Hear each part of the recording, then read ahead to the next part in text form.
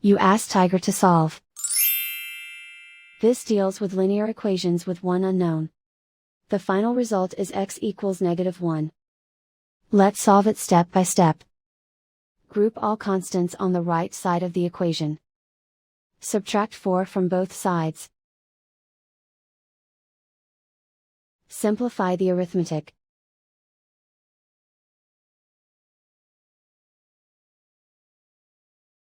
Isolate the x. Divide both sides by -3. Cancel out the negatives. Simplify the fraction. Move the negative sign from the denominator to the numerator. Simplify the fraction. And so the final result is x equals -1.